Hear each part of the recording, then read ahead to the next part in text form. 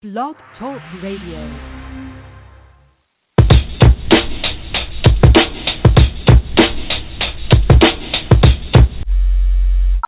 Please take all the necessary precautions to protect your constitution while listening to this broadcast.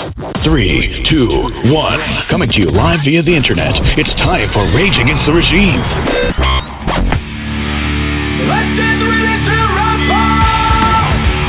Finally, a show for patriots, defending the Constitution and uncovering the truth at every turn, bringing you exclusive interviews and covering the topics the mainstream media doesn't dare to touch. Call in and join the discussion at 929-477-3565. That's 929-477-3565. And now, here are your hosts, Bobby Who's the Man and Becky Williams. Rage Against the Regime. I'm the man, I'm the man, I'm the man. Yes, I am, yes, I am, yes, I am. I'm the man, I'm the man, I'm the man. Well, they say that the country's done. They say that the stock market's gonna crash. They say that every single one of us is gonna let down while they walk across our backs.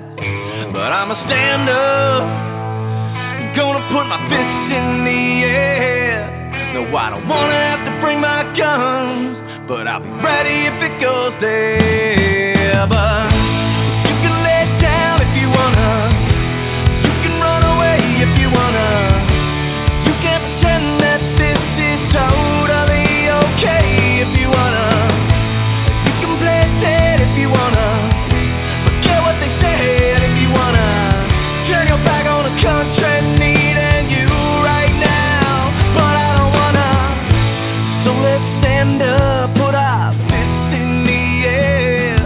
No, we don't wanna have to bring our guns, but we'll be ready if it goes there. Cause we're the epitome of what's left of the USA. We're hard working, honest, and we make our money the good old fashioned way. But you can lay down if you wanna, you can run away if you wanna. You can't pretend that this is totally okay if you wanna. You can play dead if you wanna, forget what they said if you wanna. Turn your back on the country needing you right now, but I don't wanna.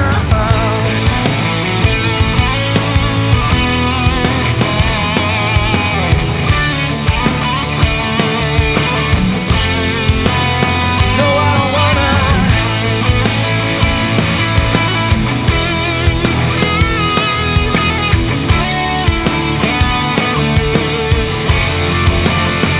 Well, I say that the country's fine, with a little hard work and prayer, we can get her back on her feet, cause I believe she belongs there.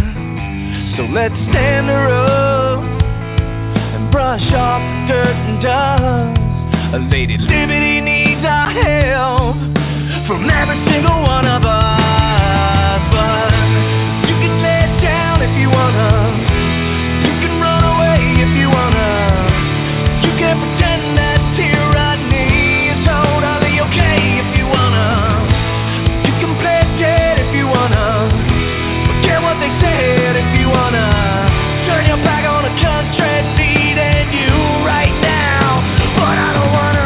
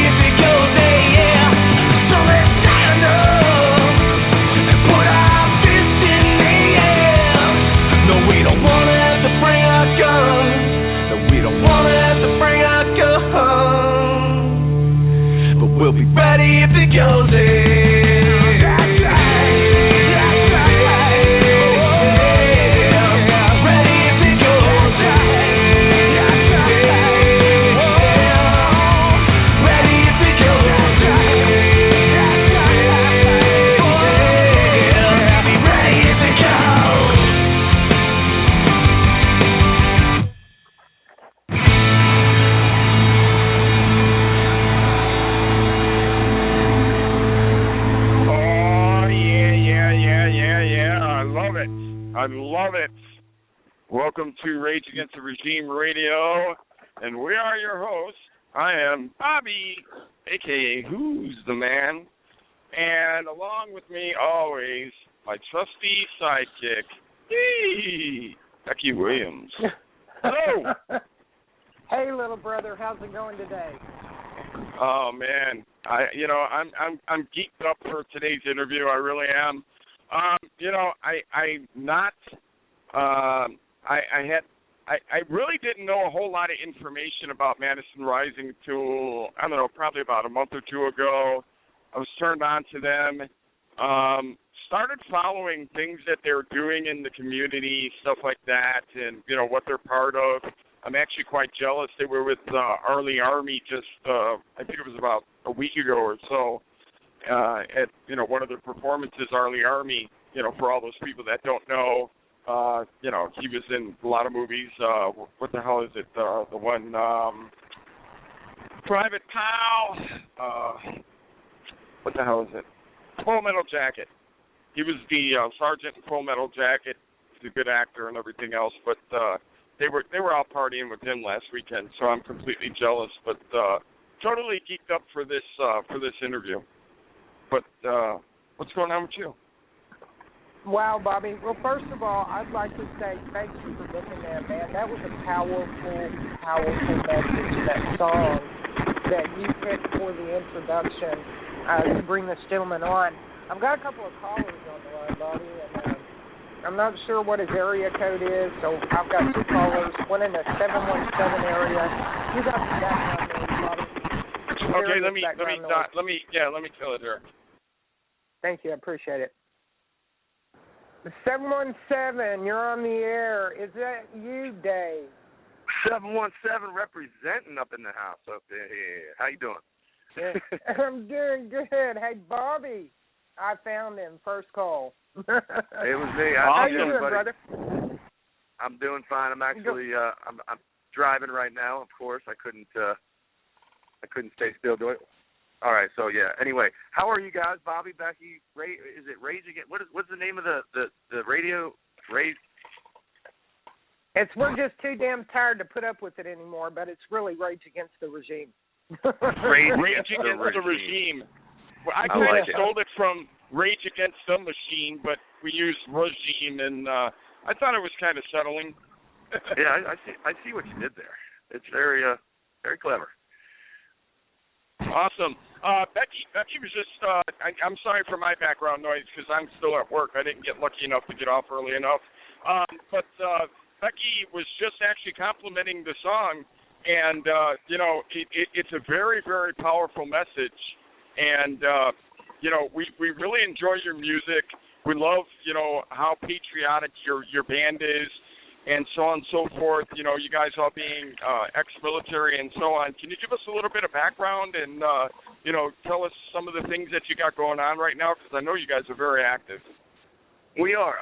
We've been on tour basically for the last 4 years. I mean, we have been ruthlessly and relentlessly touring this nation. And one of the things that I'll tell you a little bit about the organizations that we work with. But one of the things that we try to do is to take entertainment, take rock music, and make it fun. Make it clean, B, and then C, we also want it to be our events to be family friendly, and we want to be able to plant the seeds of patriotism in our youth, so that the trees of liberty and freedom can grow in them. So, as far as who we tour with and the places we've gone, I mean, we just got back from Japan. We played for the Marines at Camp Mujuk in South Korea, as well as in Japan. We played in Camp Fuji and also Camp Hansen, the Rock over there. We've toured with some of the biggest names in the business. And played with these guys. We played with Shinedown. We played with Leonard Skinner, Steppenwolf, Kansas. Brantley Gilbert. We've played with all these different groups. So we've really been just sort of making a name for ourselves, and we've done it all without the help of a record label or anything like that. I mean, we pitch and pull our weight. We don't have a monster tour bus, pay a driver. We drive ourselves. We're very down-home, hard-working rock and roll band, and that's kind of what I think people kind of gravitate towards. That they see that, hey, we're not some flashy band. We just come, we play great music. We entertain your guests, entertain the people, and we take the time to meet and shake hands afterwards. And I think that sort of changes the MO of the normal, rock and roll band who like comes in and poof, they're gone after the show, and it's like they never existed. We try to really get the stories from the people and find out what kind of patriots are out there and what they need and what they want and where they see the future of this country. So it's a lesson in civics and sort of social studies mixed with a history lesson, mixed with just community and getting involved with our fans and friends. It's been a great 4 years, and we're blessed to be able to do what we do. God bless you, Absolutely. Dave. Well, you know what? Dave reminds me, Bobby, their band, Madison Rising, reminds me of maybe if you morph like someone like Leonard Skinner, maybe Creed, or somebody like that, Nickelback, you put them together, and that's what you get in Madison Rising. I'm a huge fan. And they're pretty to look at. I mean, from a woman's perspective, right on. Well, you know what, Dave, before you guys go into some other direction, Dave brought up a great question, and I don't even think that he realized that he brought it up. But talking about the direction, you're wondering what direction that Patriots think that our country's going in. What direction do you think we're headed? I think that this next election, I know we say it every 4 years, but this next election is the most important election of our lives, and it's true. I think that we've dissolved more relationships that were involving positive nations. And our allies, we're slowly dissolving those relationships, and we're building relationships and forming alliances with terrorists. I mean, I don't know what more or what other flags that you need to fly to sort of show what direction we're heading, but I mean, it looks like we're laying down our guns. It looks like we're putting our hands up in the air, sort of falling into the United Nations global policies, and it's just there's nothing American about it, and I think that that's what scares a lot of people. And they say to me, hey, glad you're spearheading, carrying the guidon, standing tall and proud for America. And I appreciate that, but I'm just a singer in a rock band. You know what I mean? I don't have my hands on the pen, and I can't get into Congress. It takes the people to get active, And if we want things happening in this nation to go our way, we can't just sit and be keyboard patriots, man. You actually have to get active. You got to get off your butts, pick up a phone, call a congressman, call your senators, and tell them what's going on. You need to form groups or be a part of groups that are happening. Get involved with your town halls and your local meetings that are happening, and be a part of what's going on. Because if you're not, then you're a dead weight to be pushed around. And then that's what I see more and more happening. Coming up from the youth, they definitely don't care.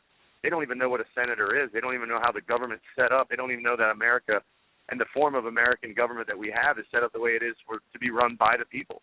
They don't understand that. They've never been taught it, and if they have, it was in one ear and out the other. And, when I look at the youth in this nation, and this is another organization, I'll touch on this because we do work with youth directly. The youth in this nation is just, they don't care. It's very apathetic and ignorant to what this country really is about and what it stands for. They know that they don't want war. They want peace.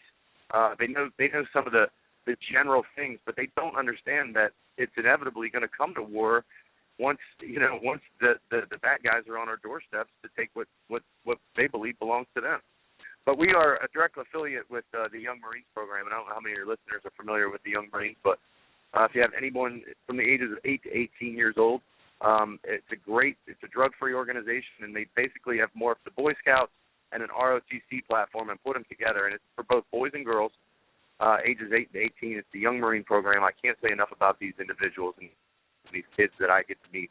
They are the most respectful, just engaged kids, and they are the kindest kids. They're working in their communities. They're earning college credit before they're even out of high school through this program. Amazing program, Young Marines. So that's all I'll say about that.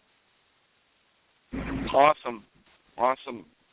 Well, you made a pretty big statement there. A lot of these people, a lot of patriots, they're like, worried about what's going on in the country, so on and so forth.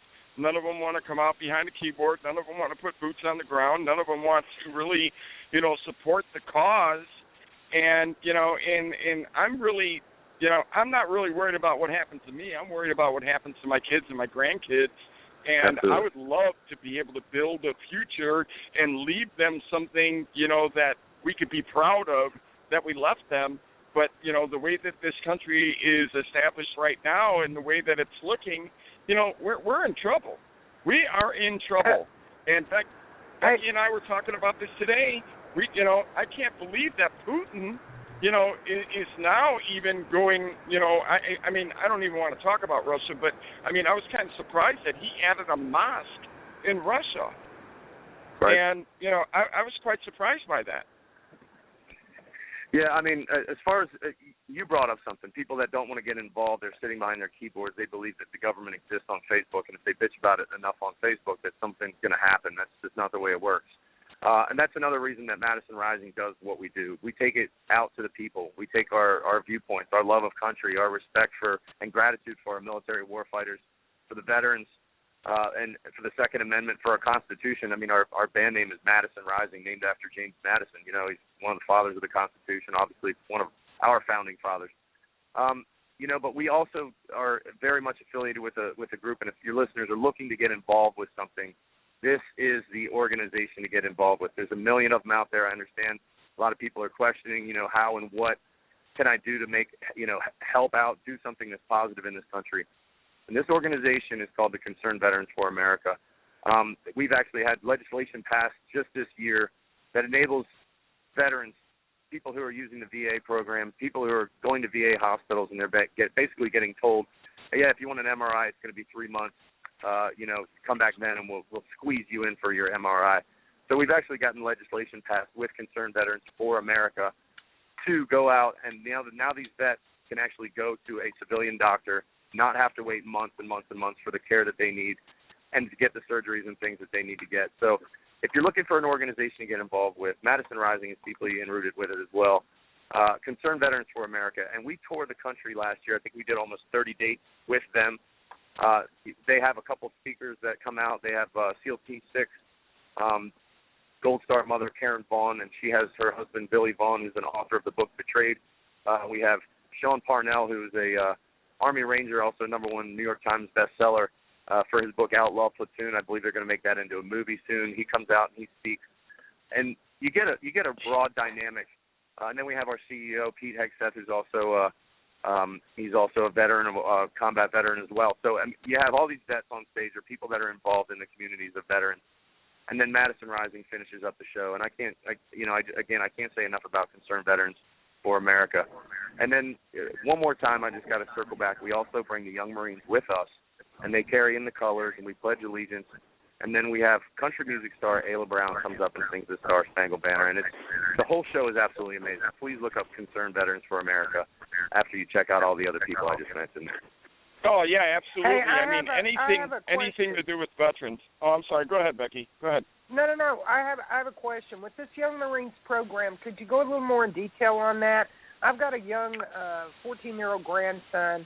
We're trying to get him involved in the Explorer program with the police department. He's in the program that they offer now in school, which is effectively, it could be a good thing, but I'm also concerned about the brown shirt mentality of the youth that's coming up and the brainwashing that is being done through the Common Core curriculum. He has taken what is called a civil defense course.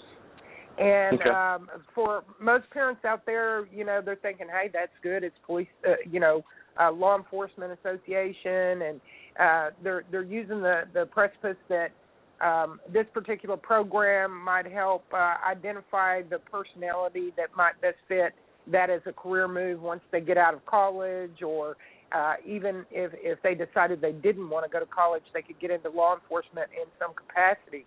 Right. So I took him down to the police department. He's got a bit of a temper problem. He comes from a broken home. He's had health issues since he was born, so the young man's been in pain all his life.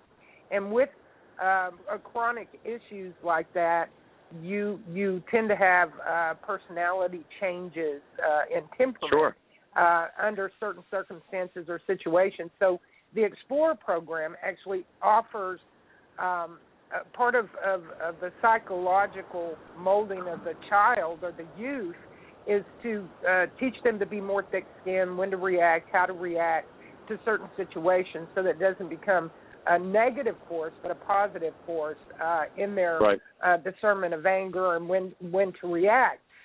Can you give us some idea of what the Marine program for the youth is actually out there doing, and a little bit more in detail about what the program offers for the family? Well, sure. First off, it's a national organization. It's been around since, I believe, the 50s. I don't want to be quoted on that. It might be the 20s. Wow. But this program's been around for quite a few years, and people that are in it are still very much involved, even after they're out of it, if that makes sense. They circle back. They tell their stories. They've all, for the most part, gone on to be, very successful people. There's a lot of successful people that were young Marines. The Young Marines program is a drug-free organization. They swear a code of ethics towards a drug-free lifestyle.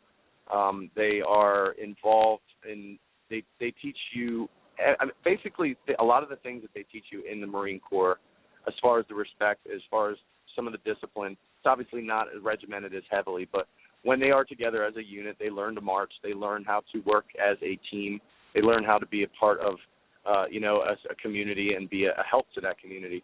And when they go out, again, it's very much like if you would think about things like Boy Scouting. They go out and they learn map reading, deep sea diving. I mean, when I say deep sea diving, I'm not talking about snorkeling. I'm talking about deep sea diving. They have a program that enables them to get their deep sea diving certification. They have programs that teach them weapons training, that teaches them, self-defense. I mean, all the things that go into being a strong soldier, it comes from empowering yourself. And that's where a lot of these kids, they're not getting taught that free will that we need to have in this country, that ability to empower yourself with something that's good. Hey, I know that I can protect myself. Hey, I know that if I'm in a situation that I can hold my breath for a certain amount of time. I know that I could swim from here to that island over there. Things that are self-empowering our youth. Instead, it's like, hey, I completed level 732 on a video game. What does that teach you in the real life, in the blood and guts world? There's nothing there. It has no moral soul building experience to it. These video games. There's no soul to them. Absolutely. You're not testing yourself in any way, shape, or form. So it's from testing ourselves and through our youth, falling down time and again off a bike to learn how to ride it, that earns you those sort of points as to be the type of young adult that you go into. And the Young Marines just focuses on that. They also focus on, the civics lessons, how our government is built, how our government is formed, why we are what we are, why are we this nation and everyone else isn't, these types of things. History goes in through the history of the Marines as well as just the history of our nation. All these things that empower us as Americans, as young Americans, and as young Marines that they learn. All those things are things that build us up, and that's what the Young Marines program is all about. They don't try to break you down to a zero platform first. They do teach you the disciplinary regimen of the Marine Corps, but it's done in a way that is really conducive and really affecting the youth in a positive way. Wow. I love that. I did a show, brother, on out of frustration. I prayed about it, and God gave me some discernment one morning. Pardon me. And I did a show on 3 things. I couldn't understand why the vets in the military haven't responded to the treason. I couldn't understand why the Oath Keepers haven't responded to the treason. And I couldn't understand why the people are asleep, why they want to sit, like you said, on a keyboard and bitch and complain and not get up and effectively go and be involved in government at a municipal level, because that's really where you need to start cleaning up. Our petitions, our phone calls are being ignored. Our congressmen, it's like an act of Congress itself to get an appointment to have a conference with your representatives. And I don't know about other states, but in the state of Texas, we actually have to pay a fee for a day pass in order to enter into the state capitol so that we can visit with our constituents. And so this has been very frustrating for me personally as a watchman for God and the country and an advocate against injustice of all kinds, not just governmental injustice, but the things that we experience in our day-to-day lives and other areas of oppression. an obvious detriment or threat to humanity itself.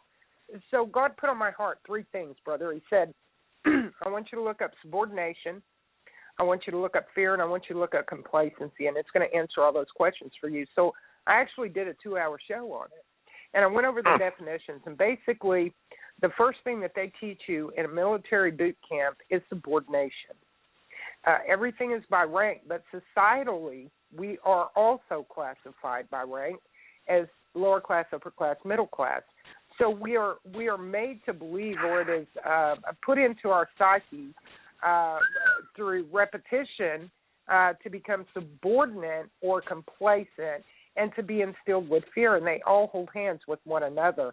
And I like what you just stated when you said, and this is the reason I brought this up, you just stated that with the Marine program, the Young Marine program, that you're teaching them. Yes, you're teaching them other things. You're teaching them the basics of command, which, if used properly, is a positive effect. If used negatively, we see what we're witnessing today in the psyop of it all, where the fear is instilled by subordinates being taught to yield. I don't want to be negative in what I'm stating here. I'm trying to paint a picture for the public.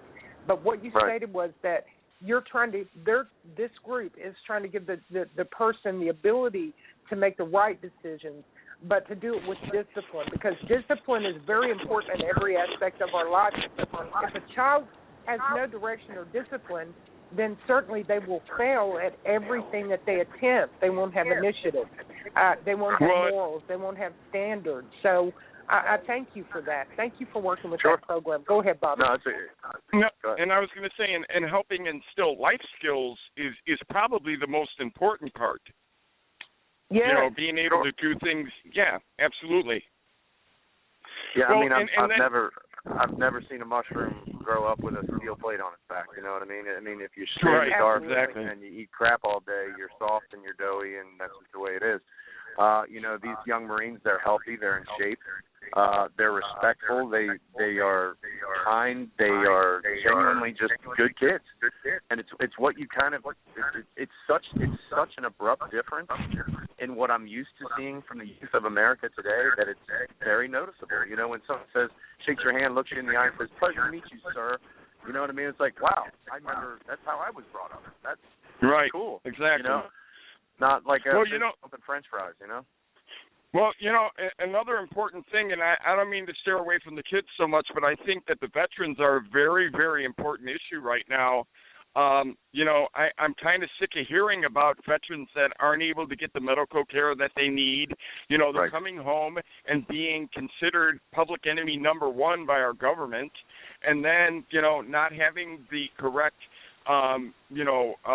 not having a place to live, not having food on the table, and then the health care is the most important part. And, you know, it's kind of discerning to me that you know, we're going through a time like this right now, and I'm glad some patriots actually stood up and did something in Phoenix. You know, a lot of veterans had like a homeless row there that they were all staying and, you know, being able to, you know, kind of take care of one another. And some thugs were coming by, beating them up, taking their food and, you know, whatever they had. So some patriots went out there for like 3 weeks and stood guard and, you know, kind of helped them out a little bit. And then they even caught a carjacker one time. I thought that was pretty awesome. Very cool, yeah, and again, that's, you know, the two major organizations that Madison Rising teamed up with, one A for the youth and the other one is A and B for the veterans. And you know, a country that takes care of its veterans, you know, or a country, I should say, that does not take care of its veterans the way they should, is something that we need to change immediately. And it's all legislation. That's all it is. It's not like the dollars aren't there.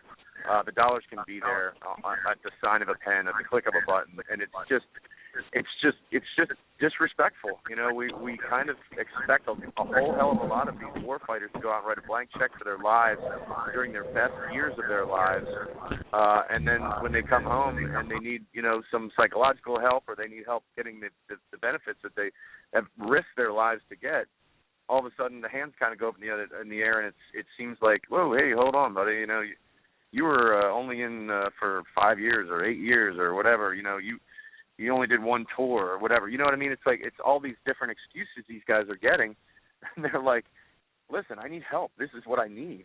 Can you help me? And then they're just not getting it. And it says a lot about this quote unquote government that we have in place. It's not taking care of what needs to be taken care of, but it's really, really busy outreaching and helping other countries that want to build nuclear weapons. So I have a big problem with that as well, and that's why we are involved with Concerned Veterans for America, just for that purpose. They have the walls to Washington broken down, and they get legislation passed. They get things that these vets need done, and that's why we stand by them. You know what I mean? They're making really positive effect and change on what's happening from Washington, because they know that that's where it needs to start from. Well, hopefully it's even helping with like PTSD, and the suicide rates and everything else. I mean, because that with the veterans, I mean, I can't actually speak for, like I'm being a veteran, because I never had the chance to serve in the military, but I know I have a lot of friends that are military, some are active, some just retired, and they say that the suicide rate is outrageous, because guys are coming home, their wives, have ran off with another guy, or, they're not getting the support that they need, or, I mean, there's a million and one excuses and reasons, but they're not getting the help that they need. So It sounds like this group is a perfect type of group, to maybe help out with that issue also. It absolutely is, and there's people in place within the organization as well. I myself am a vet. I've served Navy and Marine Corps. There's people inside the organization that are not veterans. They're family members of veterans, and the veterans themselves are a lot of volunteers. You know what I mean? They get involved with the CVA. They see the brotherhood again, and they feel like they're a part of something that's affecting positive and affecting that's change awesome. for the veterans. And it's a great organization, not just for the veterans, but for veterans to get involved in. So please look it up, man. If you're somebody that's out there saying to yourself, I don't feel like I belong in my own country anymore. I don't know what country it is that I left, but it's not the same one I came back to. If you're in one of those situations and you feel hopeless, please call someone from Concerned Veterans for America. Go online, get involved, defendfreedomtour.com or CV4A. .com, and you can find out all the information for Concerned Veterans for America that you need to know. Get involved, volunteer in your state. We have people in every state, so it's growing rapidly, and it's really becoming the veterans' voice of America. That's awesome. That's awesome. Wow. That it makes you really feel good, to know that there's programs out there for people like that. And, like you said, you got both ends of the spectrum pretty much covered, guys before they can make it to the military, and then, when they get out of there. So that's beautiful. There's another program out there, Bobby, that is also very crucial that I want to mention while we're mentioning these types of programs. Sure. It's called Vets Journey Home. And Vets Journey Home is an organization that is working, and I'm going to put some people in touch, Dave, with this program you're speaking about from this other program. They're desperate to get before the legislators and get some funding behind them and some support for veterans. 22 is the average number of veterans a day in America that are committing suicide.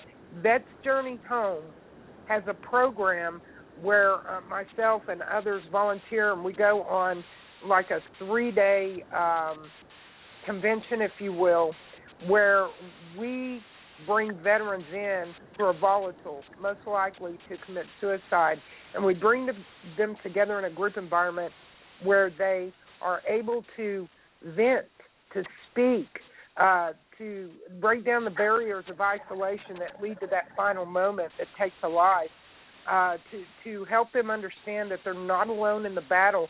Many of the veterans that organization and this organization do, some of the things that they accomplish, save a life.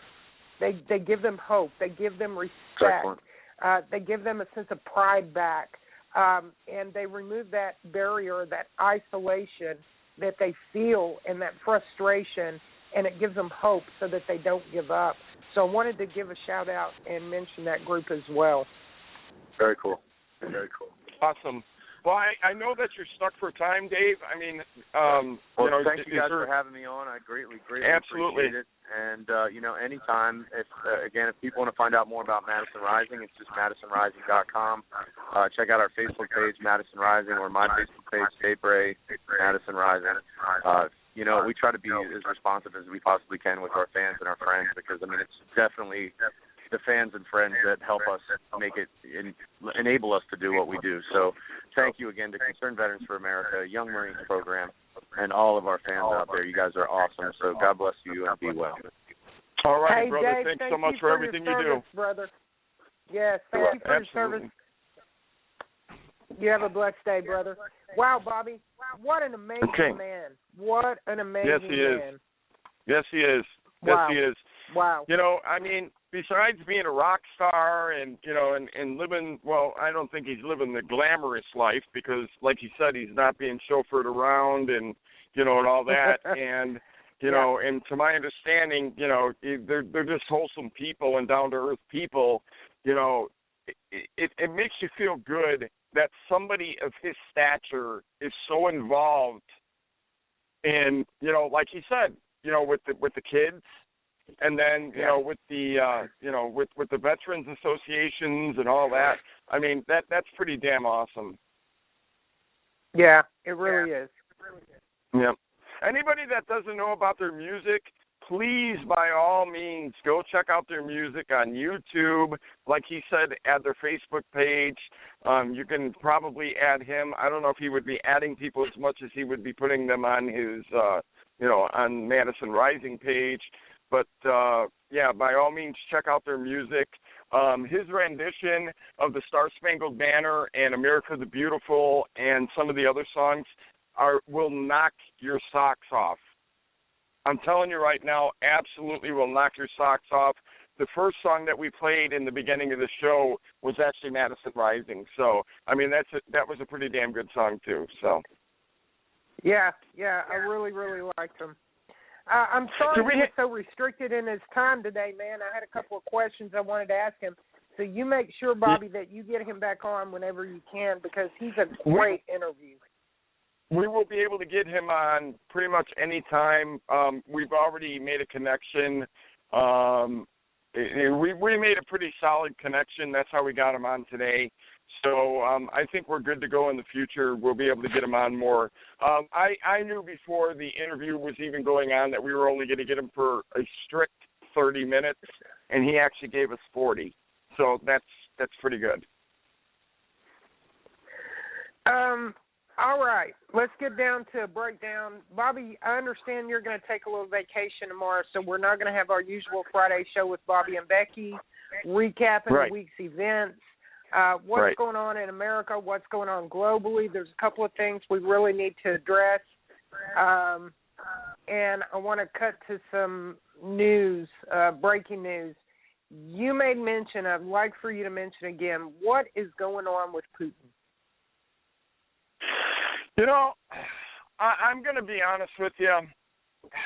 I think the man's off his rocker, first of all. Okay? I respect him. Okay? I respect him for some of the things that he says and does.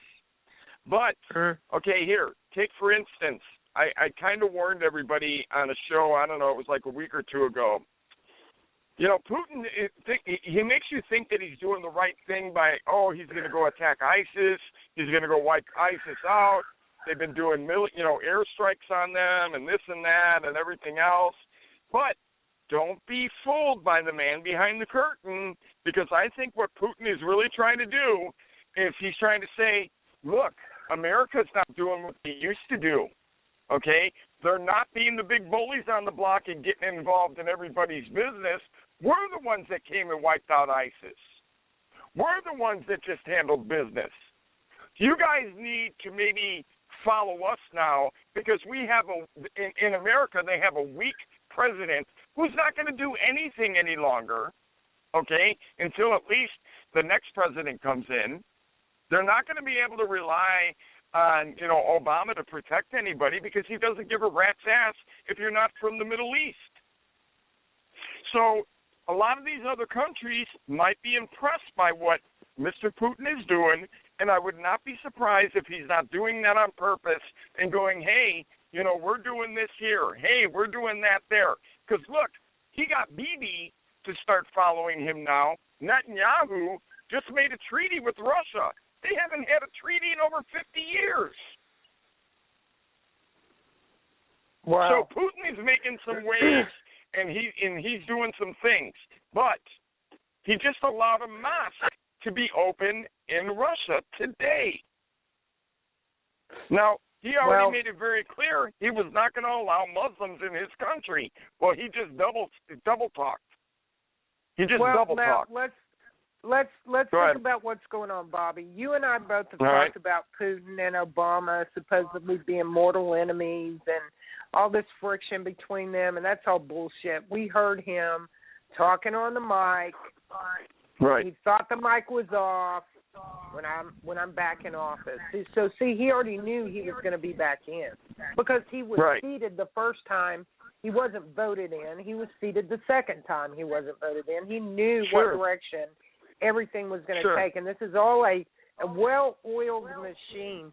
Putin, you said there was a Catholic bishop at the opening of this mosque. The Day of Atonement was yesterday. That is a very, very big biblical Jewish occurrence, okay? Right. And that is when the Pope addressed America. So all these things are lining up biblically, not just politically, but biblically. All these things are taking place. Now, you think about this. The Muslims were created. Islam came out of Persia, was created by the Jesuits. Catholics and the Jesuits are all the same. This Pope is actually a Jesuit.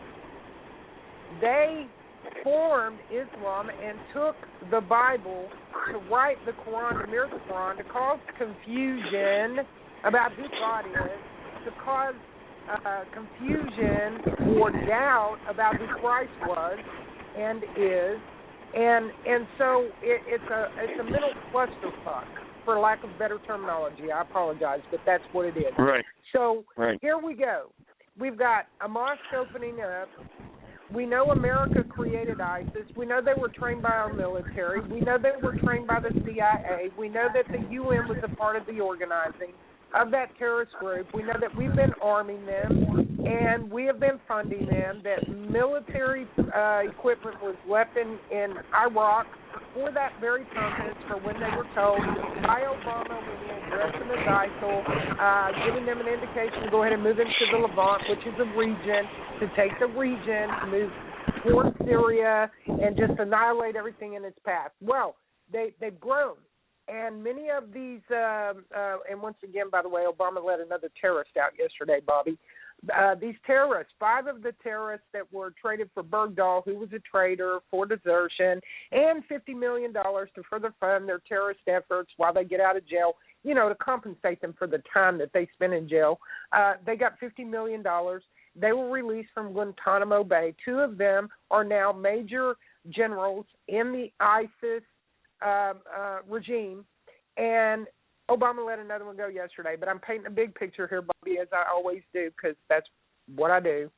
So now we've got Islam, a bishop blessing the opening of the mosque, Catholicism, Jesuits, who created Islam, as foot soldiers to kill Europeans and Christians across the globe. That's what their purpose was. They were the death-killing machine.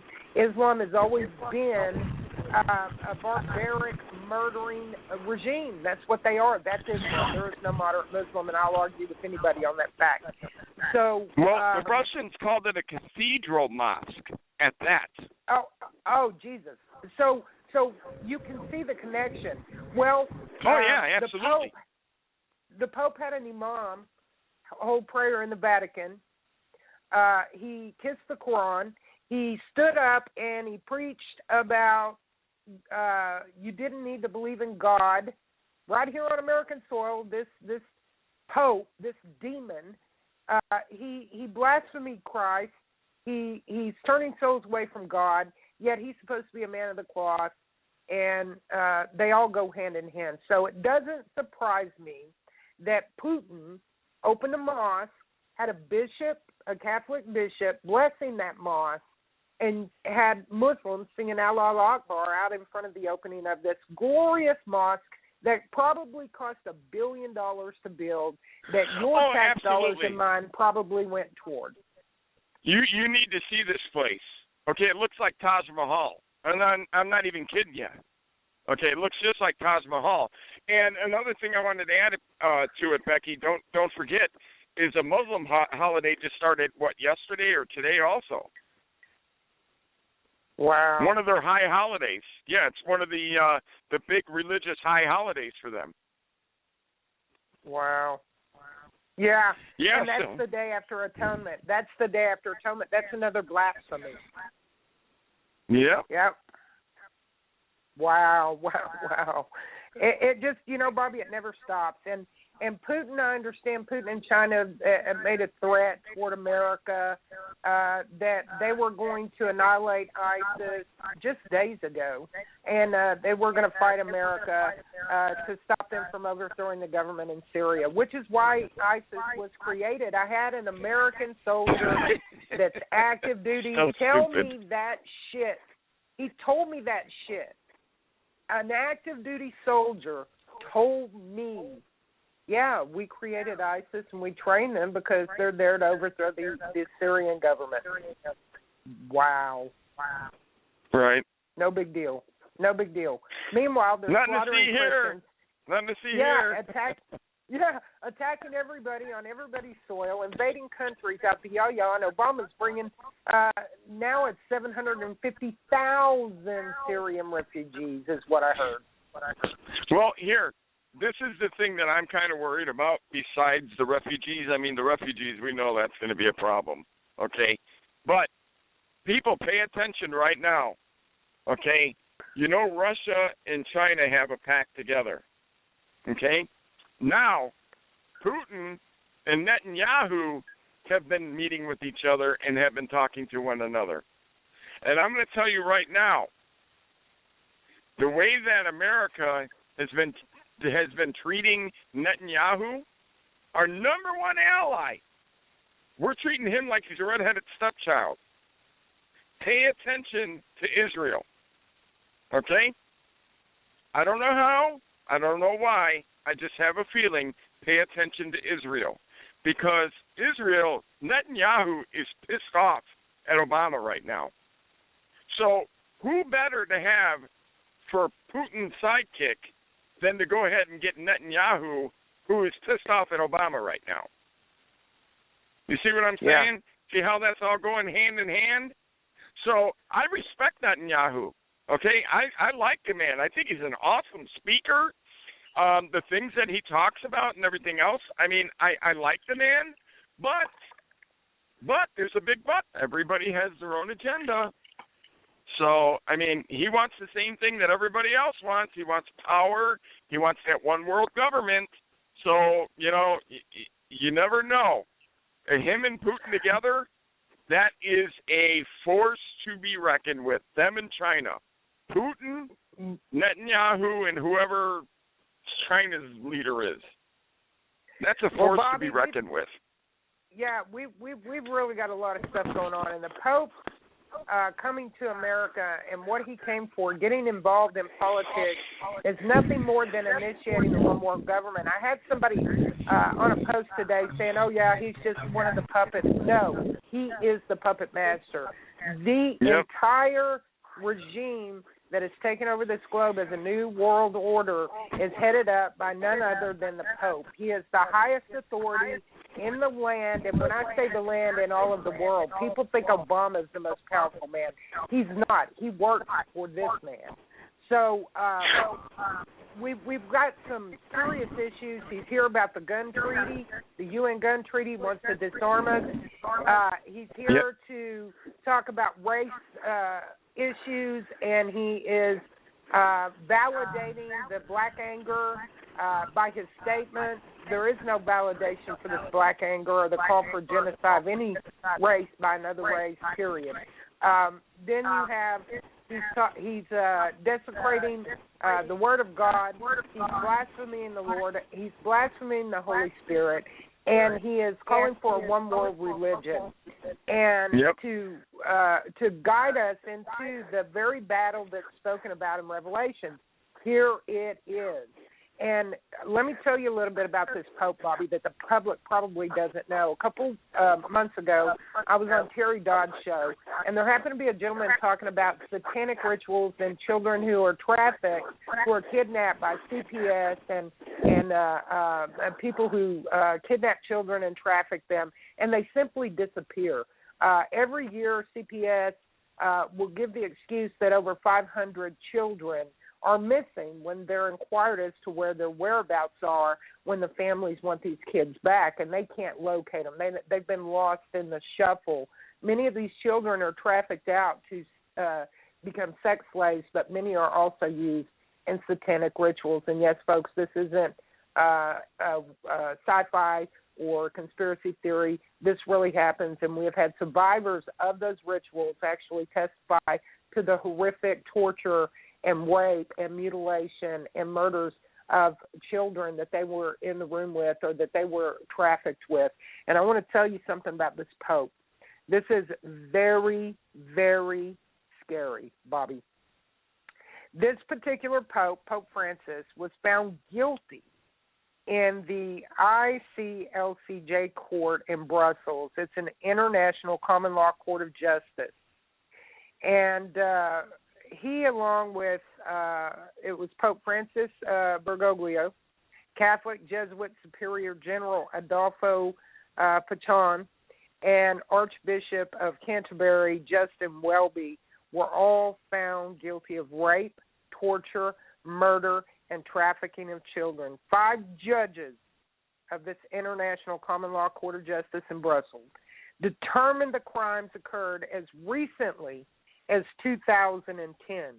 Since last March, and this article is from 2014, since last March, over 48 eyewitnesses have come forward to testify before the ICLCJ court about the defendants' activities as members of the Ninth Circle Satanic Child Sacrifice Cult.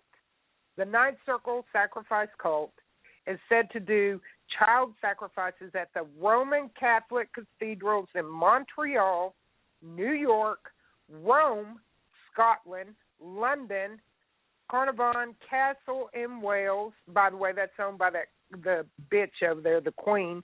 An undisclosed French chateau in Holland, and a Canadian Catholic and Anglican Indian residential school in Kamloops, British Columbia, and Brantford, Ontario, and also in Ontario, Canada. The Ninth Circle Satanic Child Sacrifice Cult was believed to use privately owned forest groves. Remember Bohemian Grove in California? That's a big one for politics. Right. In the U.S., and it's all tied back to the Satanic Church, by the way. We'll do a show on that one day if you want to. Privately owned forest groves in the U.S., Canada, France, Holland, and for their human hunting parties for global elites, including members of European royal families. Teens were said to be obtained by the mafia, then stripped naked, raped, hunted down, and killed like wild animals. The chief prosecutor stated that the Catholic Church is the world's largest corporation and appears to be in collusion with the mafia, governments, police, and courts worldwide. That's how these kids come up missing.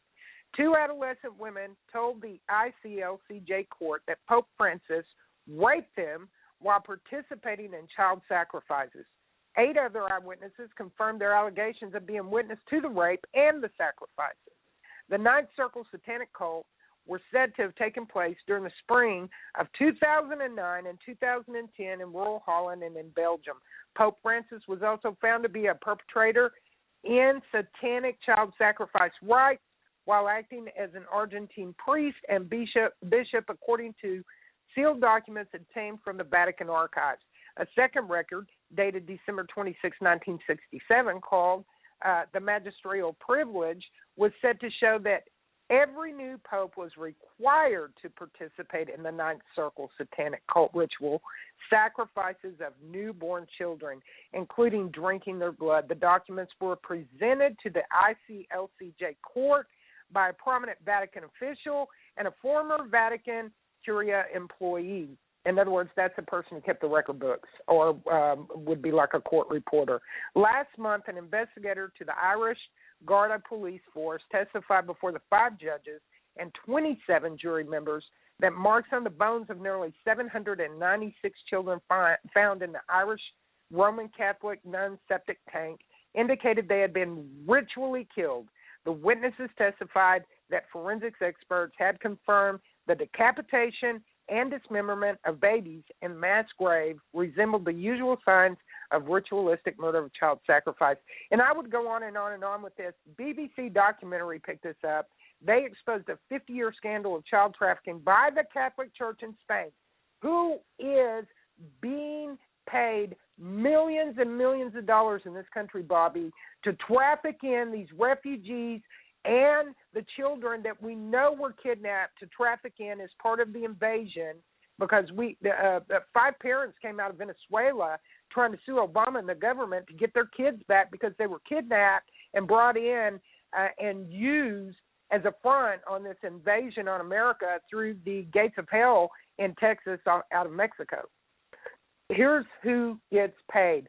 The largest percentage of the government contracts are the Catholic organizations and charities are making millions to do a so-called integration. Who is taking the children? These are kids without a name, without birth certificates, without documentation, and they're getting paid. So they're going through there, I guarantee you, and they're taking his children. I wonder how many of this sick bastard's going to take back to Rome with him. Go ahead, Bobby. Oh, no. I mean, when you told me about this, I was like, what? I mean, I never knew about it. You know, this is the first time I'm ever hearing about it. And, you know, I was just like, I couldn't believe it. Where are the people protesting? If this is public knowledge, where are the people protesting him being here and, you know, doing his thing and doing his little tours? Because I can tell you right now, that's got to be what it is. That has to be what it is. Now, what's the source on this? This is BBC News. ABC News special was done on it.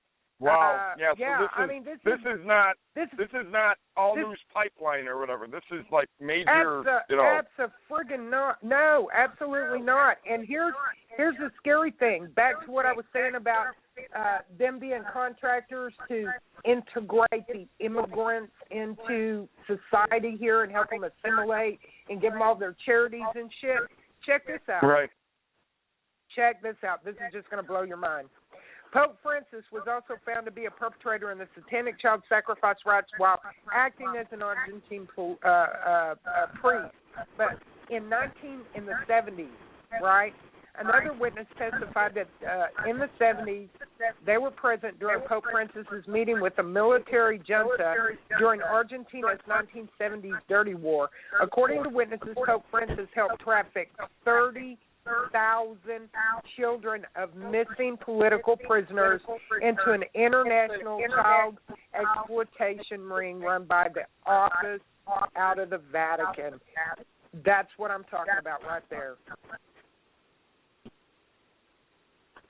Wow. Right there. Yeah.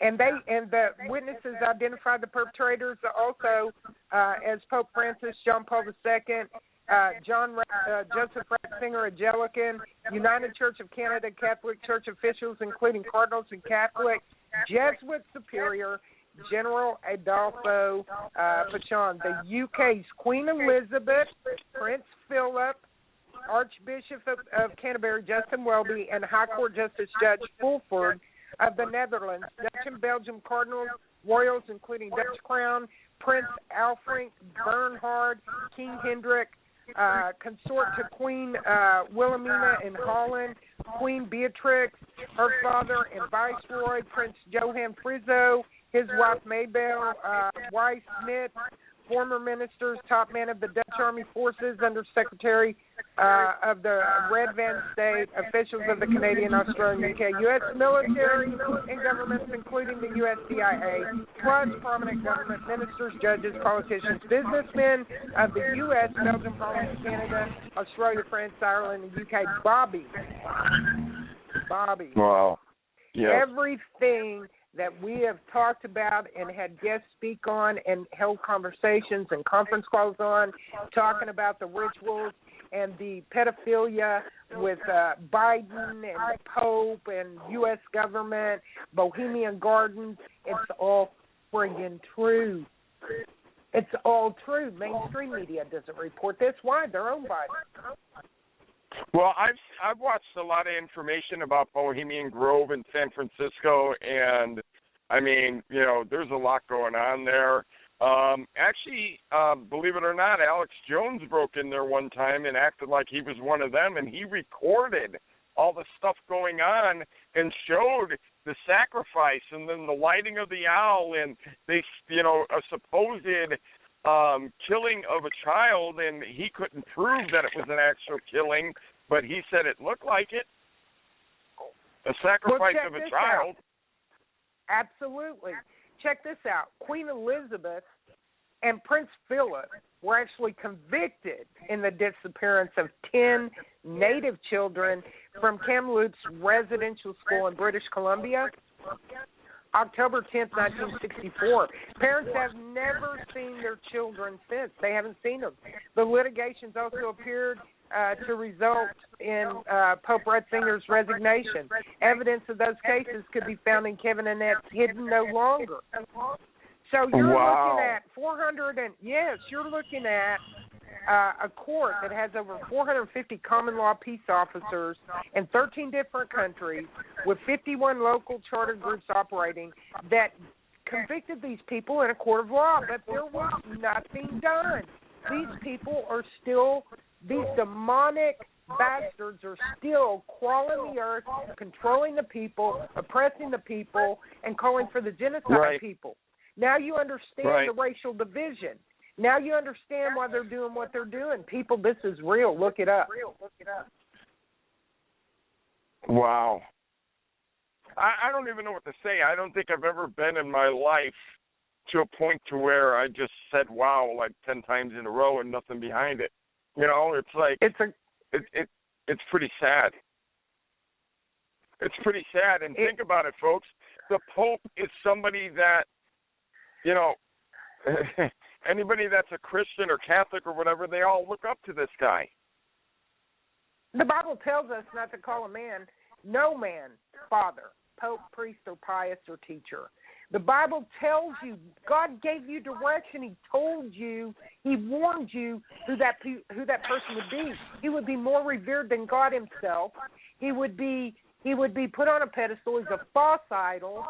He's misguiding and leading you into the pits of hell. And, man, I've had battles, Bobby, with people, the Catholics online, talking about what a great man he is. And don't you, even Benjamin, really, Ben, wanted to argue, I don't speak anything ill of the Pope. Why?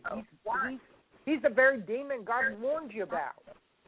There is only one Holy Father. This man goes around, people bowing to him and kissing his ring and, you know, crying and praying to him and looking for absolution from him. Your absolution comes from Christ, from the blood of the Lamb. No man can forgive your sins. He acts as though he is God. That's why God said, no, don't do it. Go ahead, brother. So you and Benjamin had words over the Pope? Jesus, really, man, I was like, fuck him, fuck the Pope. Him of all people. Like, I mean, he's so outspoken on everything. It's like you know, it's kind of hard to believe. Dude, it was unbelievable. He's pretty outspoken on everything, you know. Yeah, but it was crazy. Wow. Well, they're fighting you know what? for So it. Just like these idiots backing up, Rubio or Ted Cruz or, we've got people out here. Yeah, well, I've got the perfect cabinet: Trump for president, Cruz for vice president, Trey Gowdy for chief justice or Department of Justice or whatever. And then they've even got that stupid bitch Fiona from Hewlett Packard, who has absolutely no morals whatsoever, who was convicted of crimes and lost her job at Hewlett Packard for illegal activities under sanction that she ignored. Okay, but what about retarded.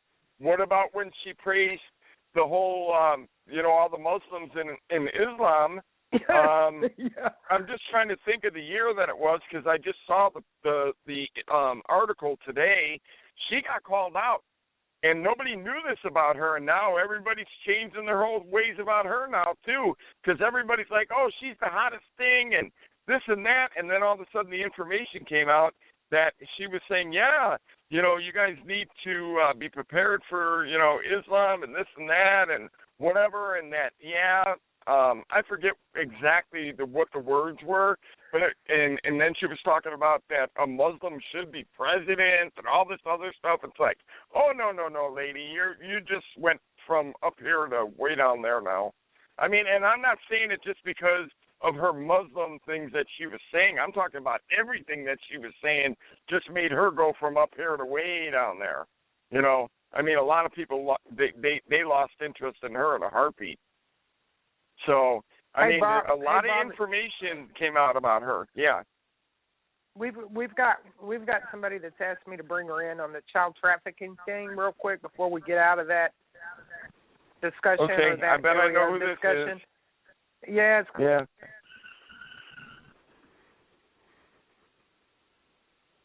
Hello? Mary Kendall, say hello. Hello, Okay. How are you? Hello. Hey. Welcome aboard. Share the info. Thank you. I've been listening, and by the way, there's quite an echo, just letting you know, coming out over the phone. Oh, I'm sure. The sex trafficking really is happening, and it's international. It's all over the world. They've been moving these kids for years. And I have a case in Virginia right now where a little boy was taken from his mother, Monica Wazowski, that case. Yeah. You can read about that on Dave Hodges' website, Common Sense Show. But they sex trafficked her little boy into a foster home with two gay men, and he was raped, and nothing was ever done about it. She had pictures to prove it. The home worker who was there during the visit witnessed the child's injuries and told the mother to call the police, and I told her to do the same. The mistake was she didn't call a squad and send him to the hospital because she wasn't allowed to do that, and they wouldn't let her. So nothing was ever done, and she talked to the detectives there in Fairfax County, Virginia, right down there, about her son, and they wouldn't do anything about it. And they told her that if she complained one more time, they'd come after her. They were going to charge her with something. And subsequently, nothing has ever been done. And Dave Hodges was speaking to people in Canada and all over the world where they're putting the children with gay couples on purpose. It's part of the socializing, what they're doing, this progressive stuff. And children disappear all the time because once they hit the age of where they run away, they don't even go looking for them. A lot of them don't even bother to go look for these kids. Subsequently, they end up in the streets on drugs, sex trafficked out of the streets, and they're traveling all over the world. This is nothing new. It's been going on the Franklin cover-up for one thing. Those states now still have problems. Weird stuff happens in their states, like satanic statues put, like Iowa. It wasn't Kansas. They said no, and they moved it to Iowa. But then it does involve Satanism, and you can research it. And it's, well, I know like Dave. I was going to say, I know Dave has done a lot of shows about missing children and stuff like that, and A lot of good information for anybody that wants to go back and look at any of the archives or anything. Just go to the Common Sense Show, and Dave's got a ton of shows on there, especially about what we're talking about. And also I wanted to add in real quick, under the Agenda 21, you need to read about that and how it's going to affect your family, because of how it affects the kids in the schools and the kids that have to do with vaccinations, the whole 9 yards. And everything that he was writing in there, it's happening. So I encourage people to read about that too. Mary, tell the people who you are and what you do. Oh, I'm the National Director for Vocal, Victim of Child Abuse Laws. We work from NASVO, the National State Organizations of Vocal/Vocal. I'm here in Ohio. And I'm a family advocate. I investigate cases that come to me, and I see if I see any abuse or not, and if I don't, I fight like hell to save the family. And if I do, is that on a state level or a local? Is that on a state level or on a national level that you do? National. We're national. Absolutely. That's awesome. That's got to be a very hard job. The burnout rate's pretty bad. Sometimes I have to take a couple of months off. It's hard, very hard. But the reward is getting children home and watching laws change and being a part of it and being on the other end of the line at 2 in the morning. Sorry, it makes me cry because I've been through it. That's why I lost my children, too. Sorry. Had you ever heard this information that Becky's sharing, Mary? About the Pope and stuff? Have you ever seen and heard this stuff before? Seen what? The child trafficking? No. About what's going on with the Pope, that he had been charged with, with everything that we're talking about, yes, with the likes of... It's disturbing that he's not locked up somewhere. And it's really just pretty scary. I don't even know where to go with that. It's just like, wow. I'm trying to figure out why there's no protest going on. And then Becky just made it clear. She goes, nobody knows about it. Well, people are scared for one thing. They're scared because they know that the government's they're gonna shoot you down, arrest you, or make your life hell. And so people don't want to. They're scared. Yeah, they're not gonna like that I disclosed it today. I can assure you.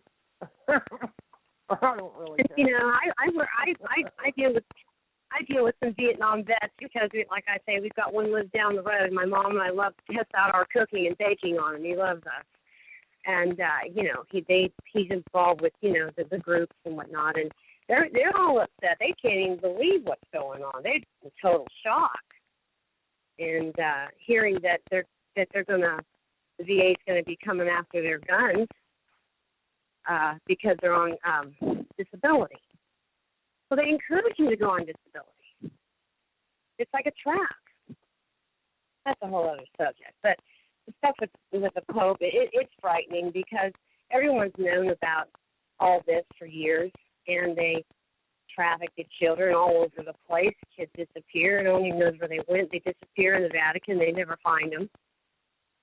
Jones right now has a really good piece on there where he's interviewing this man from Italy, and he's talking about the Vatican and the prophecy and the children and how they would send buses down and pick up young boys and take them into the Vatican, and they disappear.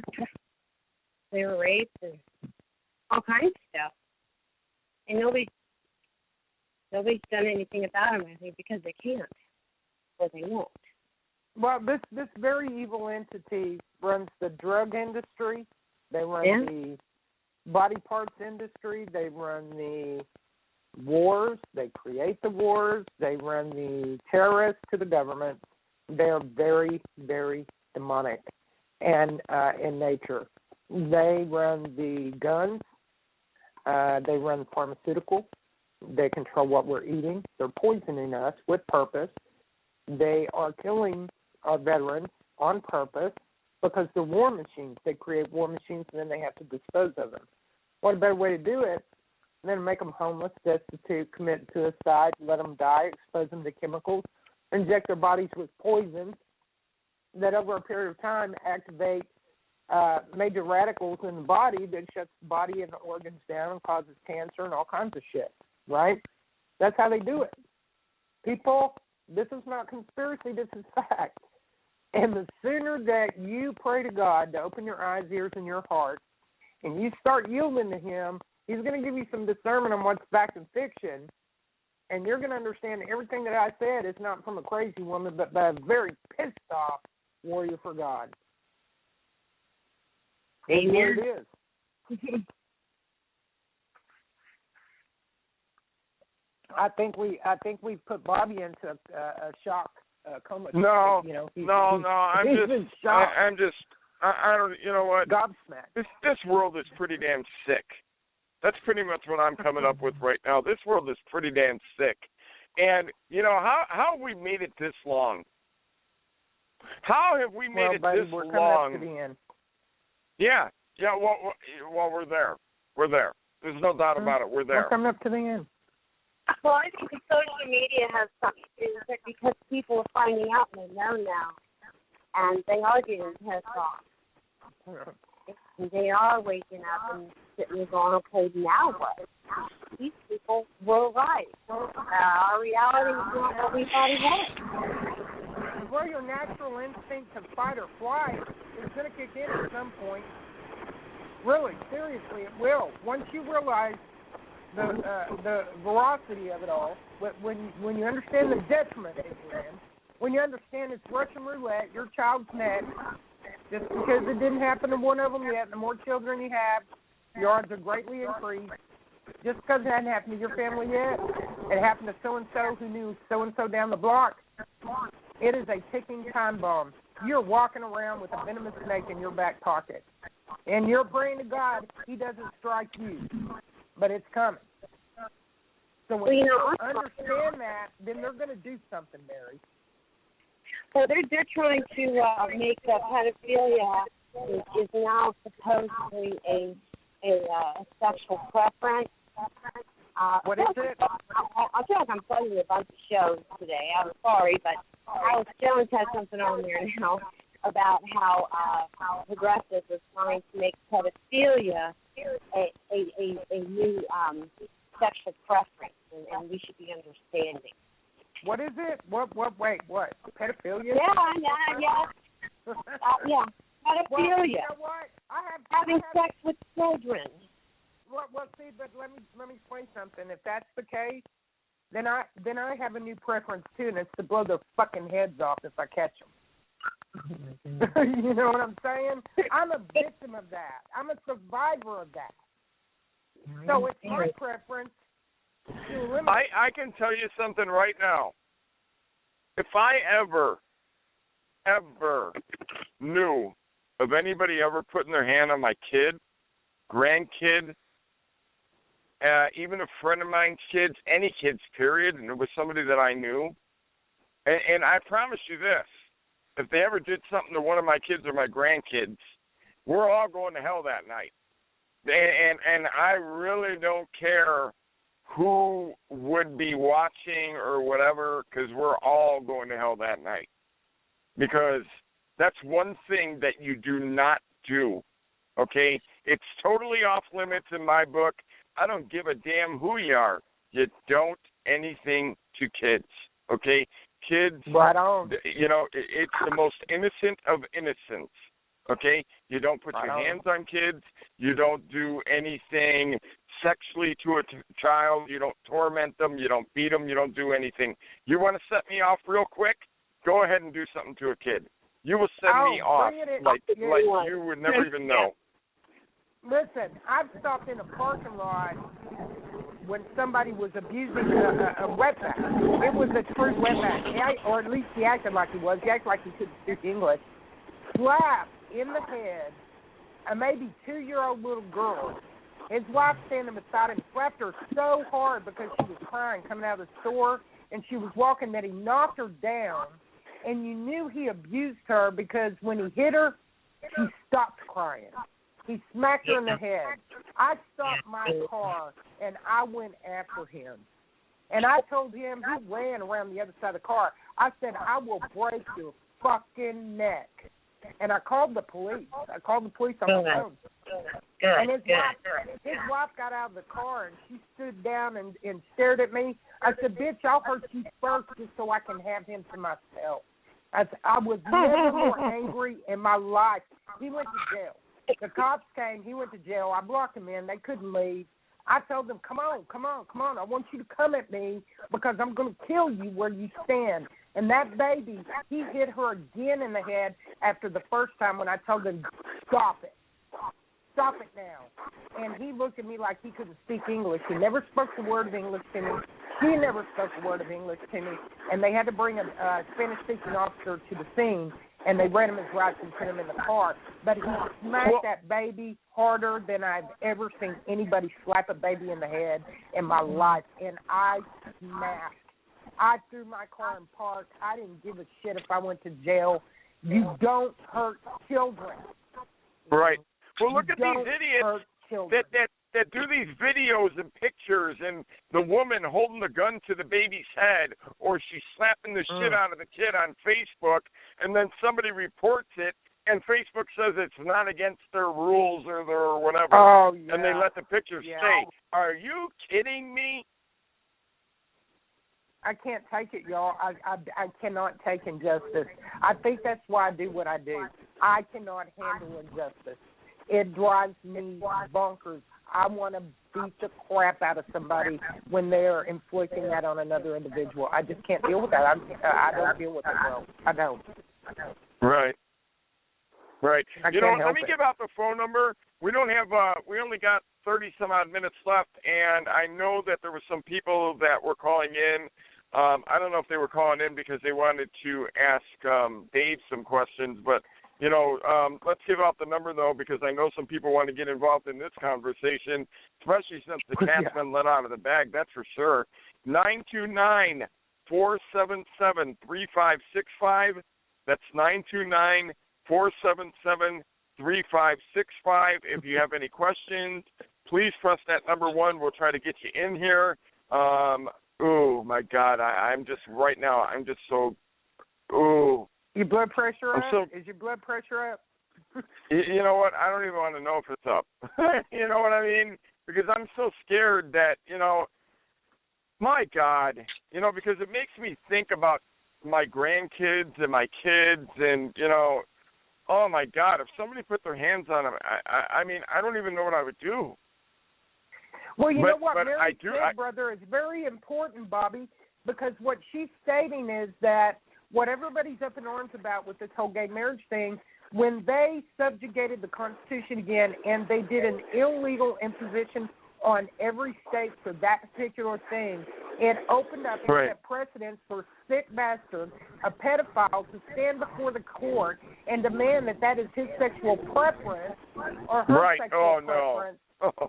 You see what I'm saying? It was opening the bag up. It was opening up the gateway to hell, was it not, Mary? Yes, it was. Yeah, but look at these Muslims. Oh, in the Quran it says that we can, have sex with kids and this and that. And you watch and you hear what I'm telling you right now. Within the next year, court systems are going to allow these pieces of shit to get away with it because the Quran says so. Watch. Bobby, they watch already what I'm telling you. Bobby, we've already got incidents on the East Coast where they kidnapped American young teenage girls and they took them across state lines. 50 Muslim men held them as sex slaves for more than 2 weeks, and none of those bastards went to jail for it. The kids got away. They made their way back, got a phone call, got picked up or whatever. They get taken back, and they did not convict them and put them in jail for trafficking, kidnapping, nothing. They serve not. They're Muslim. It's already happened. Look it up. No, I believe you, and I've heard of it happening. But I'm saying it's going to be the norm now.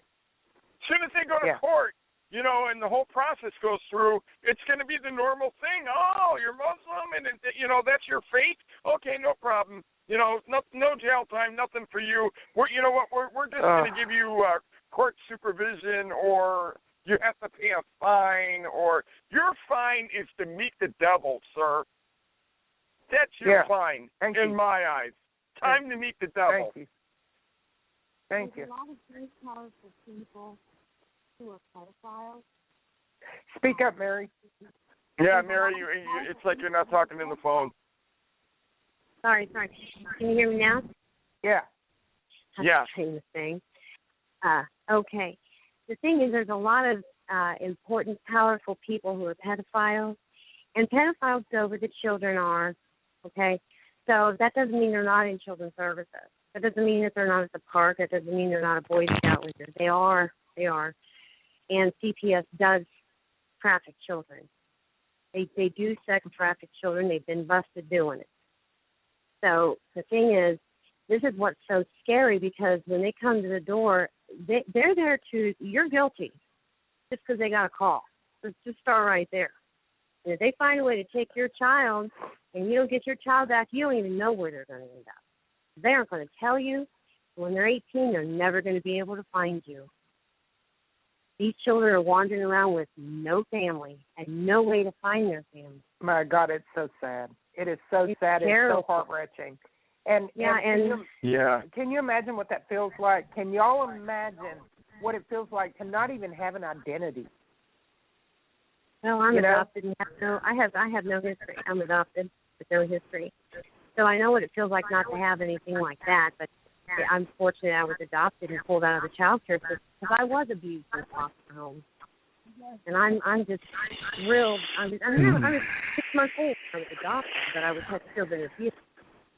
But that's what happens in foster care, and that's a whole other story. But yeah, it's powerful people in place, and they can move the children. Hey, check this out, y'all. Breaking news. Bobby, that guy that we put the call out to help in Virginia, that his documents were not filed in the court, that he said they were, he's been picked up and put in jail. I knew that. Citizen from Wood County has been arrested and charged with threatening to commit a terrorist act after he advocated a violent takeover at West Virginia Capitol during multiple conference calls with associates and undercover officers, according to law enforcement. Bam. What did I tell you? What's that about? I'm glad I backed off of that. I called What's that about? Yeah, you called it, Bobby. This guy claimed that he went to court. He filed documents against the government for operating as a federal agent in breach of the constitutional contract between the people. And his case is valid, but they're not going to acknowledge it.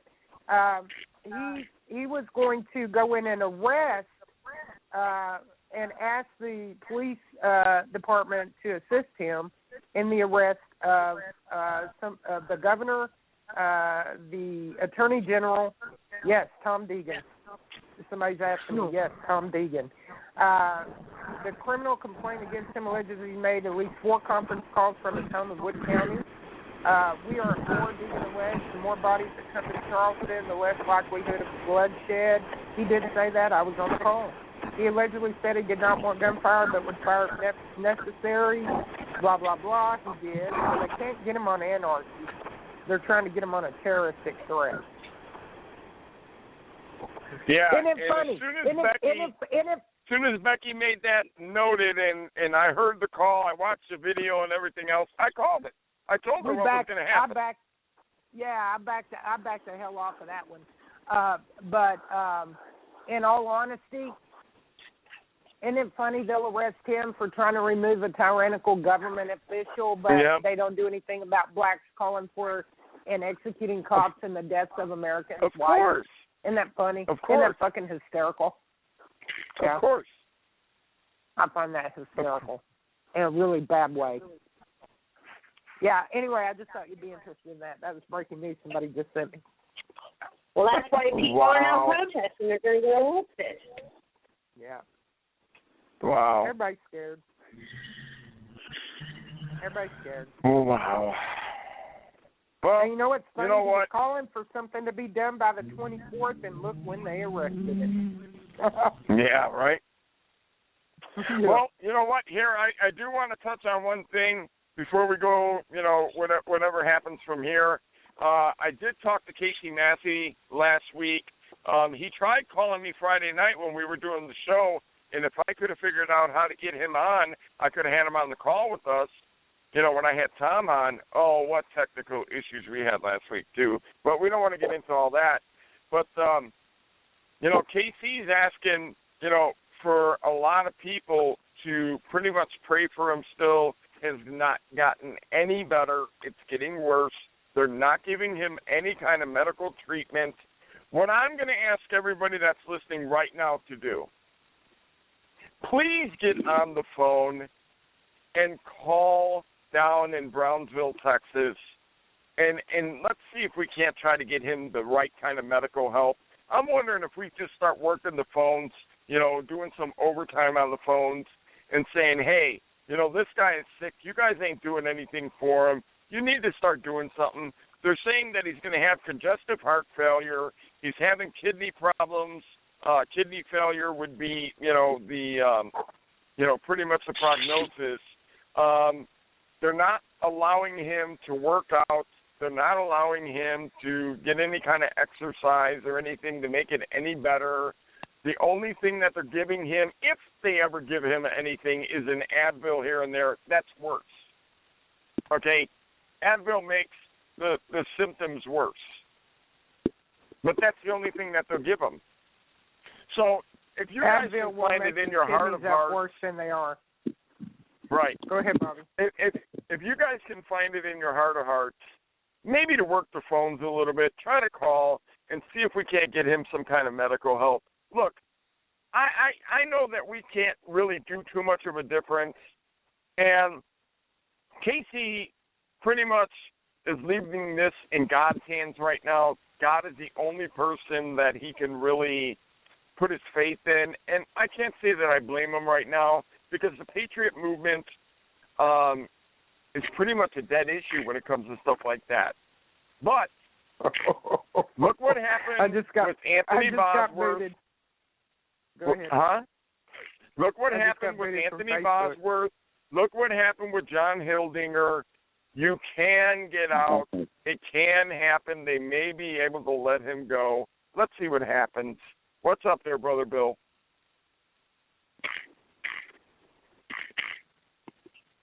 Did I not hear Bill in the background? No. Oh, all right. I could have swore I heard Bill. Okay. The number to call in is 929-477-3565. They keep bumping everybody off our board. They've called back in several times, so it may be the board. I just got kicked off Facebook. I caught a timeout. Wow. 7 days. I'm in jail. I'm in jail, folks, because somebody who was calling me and you just made it back to jail. No, but not under Becky Williams. This is under Becky Cole. So for all my fans out there, Becky Cole will have to take a 7-day sabbatical, but just going over to Becky Williams, and I'll continue to badger the hell out of Injustice. Y'all come on over, just to let you know. I don't think I've ever seen anybody that's been in Facebook jail as much as you. But I had a guy calling me a cracker, Look, I had a Mexican calling me a honky, a cracker, a neon white, mango, and all kinds of shit. And I finally called me the wetback, so he turned me in. What a pussy. Right. Yeah. Do we have any callers online that we can bring in? We don't have. We've got callers, but nobody has their hand up. Is anybody on the line right now that would like to join us? Press number 1. I think we have Bill on. Hey, Bill, are you on the line? Bill B. Is this Bill B? Is this my husband? 714. Your mic's open. Yeah. There he is. Oh my God! It's my husband. Hey, I got timed out. You got what? I got timed out. I got booted off Facebook again. Well, I would expect nothing less of you. Yeah, right. Me neither. I was just saying the same thing. Anything else is uncivilized. You need between 5 and 6 identities to keep a whole 30 days online unbooted. She needs 15 identities for 30 days. Right, that's how many it takes for her to go through to make it through all of her timeouts. Yeah, right. They don't scare me none. I ain't scared. Just line them up. Yeah, I missed most of the show. Right. I didn't get in here until, 10 minutes ago. Okay. So I missed your whole show, and I just missed it when you guys were talking about what happened in Virginia. But, there's a couple things to that. And we've had this conversation before. It's valid what those guys wanted to do. It is valid. But I got out of that whole pursuit 20-something years ago because I recognized that they won't recognize it, and push is going to come to shove anyway. So I've been preparing for the pushing and shoving instead. Right. However, it wouldn't have gone so badly for this guy if more people had shown up to do this. They probably would have talked things down and asked him to leave and arranged to talk about it later instead of trying to call him a domestic terrorist and do whatever they did. Right. Well, I didn't have nothing against the guy, but I called it. I told Becky exactly what was going to happen, and word for word, that's exactly what happened. Yeah. Yeah, like I said, I kind of dropped that whole approach 25 years ago or so. I know it's valid, but we don't need to play the game because playing the game, they won't recognize it anyway. If we get a valid place, they'll just take it away and say no. Right. Well, you know what? You did miss a very, very good show. Dave, he was an excellent interview, Dave Bray, and he shared a lot of good information with us about a young Marines program and then about the veterans program that he's part of, and we were able to get the information out, and we're really happy about that. Oh, that's pretty awesome. Yeah, he was short on time, so unfortunately, it was a strict 30 minutes that we had, so we tried to use it up the most we could. Did it work out good, though? Oh, yeah, I think so. What do you think, Becky? What I think? I think Becky tried to put the move on a guy. Yeah, right. On who? Right. Which one? Which Dave? one? All of them? All of them? I stuck my tongue in their ear on that conference call. I was being all like that. I was straight up listening, naked and everything. Of course. Yeah, I know, right? You can't take me anywhere. Just don't take me to dinner. Take me out for a drink. Hey, listen, Vegan has the right idea. I think he has every ground to stand on. But it doesn't matter what you and I think. It absolutely matters not what we think. They're going to do what they're going to do because they are a criminal organization. They're going to demonize the Patriots. He went in not to do a violent takeover, but to serve an arrest. He did make one comment, and I think this is what they caught him on, y'all. He said he's not going there for bloodshed, but if fired upon, they would fire back. And someone said, "What if the police, become aggressive with us?" He said, "Kill them." He said, "Kill them." Well, when you've already approached the police department to assist you in the deliverance of the warrant and to take them into custody, probably not a good idea to say shoot a cop. I would agree. Especially right now, we have a perfect opportunity. All of the critical thinkers out there, the really capable thinkers, to take this opportunity and follow up on the march that you guys made there in Texas, favoring the police, taking sides with them. If we ever wanted to ensure that we could bring the police over into our court This is the time to do it. With all of these Farrakhan threats and Black Lives Matter and the influx that's going to be coming now with all of these Islamists coming over every month, this is the time when we could actually acquire our law enforcement as our own allies. And we should be thinking and acting in every way to do that. Absolutely. And listen, as angry as I get and as pissed off as I get, when I say they need to pay for treason, they need to be shot, they need to be hung for treason, after trial, always after trial. I don't advocate the overthrow of the government. I don't advocate, I definitely don't advocate killing police officers. Listen, I've got a lot of people in my personal family who are law enforcement, sheriff department, detectives, whether he's a police officer. I stand behind the blue 100%. And I do not advocate violence toward the police officers. We've got bad people in every branch of law. We do. But not all people in the branches of law are bad people. You know, it's the same in society. If we get these guys to start signing up with us as well, we're going to see more cops going after bad cops. Absolutely. And, you know, I stood behind a guy when I thought he had a principle. You know, I stood behind him and I said, you guys get your ass over there and help this guy serve a warrant. You know, I did. I got pissed off because nobody will unite. Nobody will do anything. If we can set precedent in one court, but in all honesty, he made it appear in his video that he had filed the paperwork and it had been received by the court but not acknowledged by the government, which was not in fact the case. And as soon as I found out he was full of shit, I backed up. Don't lie to me if you want my support. You know what I mean? Don't try to drag me down that evil path of incarceration because I don't want any part of it. His bond was only $300,000. That's no big deal. $300,000. $300,000. Oh, it's only $30,000. Damn. Yep. Well, I'm actually.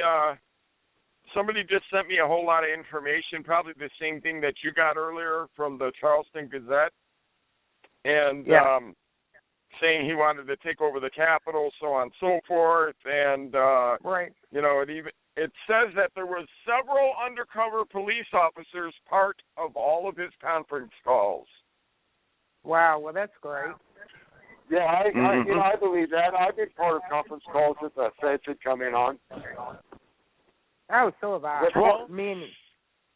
Fortunately, Bill and I express our honest opinion. Well, you know what? If the guy wasn't doing nothing wrong, who cares if there was undercover cops on? Well, right, but see, that's the thing. If everybody else who was part of it runs away instead of bringing the truth forward, then all that will be left to tell a story are these undercover guys, and they'll tell an altogether different story than the one that actually occurred.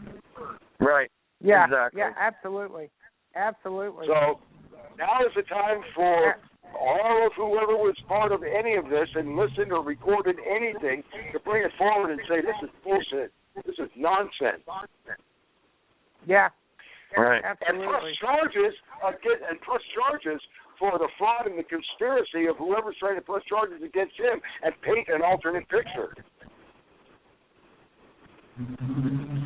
Well, yeah, I'm kind of hoping, hoping to be done. that somebody might be able to step forward for KC. Well, go ahead. I would love to step forward for Brother KC. Whatever I could do, I would love to step forward for him. But the fact of the matter is, Bobby, I don't think they're going to let him out. I think he's screwed. I don't think so either. I think he's the one that they're going to make the biggest impression about. Yeah. You know, it's amazing, too, because they've already had people step forward and talk about how unlawful everything is and how they violated him again. I mean, even these federal courts were using statutes that were like alien. And they weren't recognizing, they were treating it fully NDAA. But they didn't press NDAA charges against him. They violated him for other statutes that he should have been protected by the state of Texas with because he wasn't actually violating any law. Right. So So what they did is they arrested him for something that wasn't actually a violation, and they did it with federal authorities. And now, they're treating him as if he violated NDAA, which is not lawful. You and I know that, but they're treating it that way. And they don't recognize and give you anything. Period. So they're also treating him like he was the leader of a movement. What? They're treating him. Aren't they using the Aren't they using the RICO on him, Bobby? Yeah, they use RICO on him. Yes, they're How trying can they use to. RICO on him? How can they? They have to prove him part of an entire criminal enterprise. Bill, commerce. No, I understand the commerce. But commerce and RICO are altogether different things. I mean, any one of us could be part of a commerce crime, although which he didn't do, but RICO is an entirely separate organized action. Well, that was, to my understanding, what Gary Hunt and them guys were talking about, something pertaining to the RICO. But I don't know about all that. I know that it's commerce for sure. That I do know. They're committing RICO crimes to try to create a false commerce crime that didn't actually occur. But RICO would take an organization, and it would take a suite of criminal activities combined under an organization for RICO crime to have been committed. Right. Well, that's for organized crime mostly. Well, but see, that's why they created RICO, though. Corporations can commit RICO. Governments technically are committing RICO, but they're trying to be immune to it, which we know under the Constitution they can't make a law that they themselves are not subject to, so that doesn't fly. Right. Well, see, now he was on private property the whole time.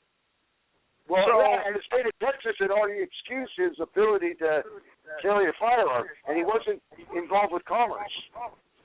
Right. Well, see, they're trying to say that it was because the gun was from another state. So they're trying to say that's where they're going to get him with the commerce, saying that the gun was from another state. From another state? That doesn't matter. Well, I don't know. That's how they're trying to use it against them. If any of these fuckers have North Korean belts or some kind of unacceptable foreign nation piece of anything in their house, I think we're going to have to arrest them for that. Right. Yeah. Well, we'll see what's going to happen. I mean, this is, like Becky said, they're trying to set an example with him. So that's like saying that your kid took your car. It was built in Detroit. Right. And you know what I'm saying. It's just ridiculous. Yeah, I know where you're going. Yeah. Well, Rusty, who owned one of the properties, sent in all types of paperwork saying, hey, he was given permission along with the rest of Rusty's Wranglers, because that's what they were called, to stay on the property at any time. All the property owners in that area all wrote pretty much the same thing, saying that they had free will of the land and could do whatever the hell they wanted on that property, and that should have been the end of it right then and there. Well, it's kind of like me. I used to have Finnish and Austrian military weapons and assault weapons, as they like to call them, assault weapons.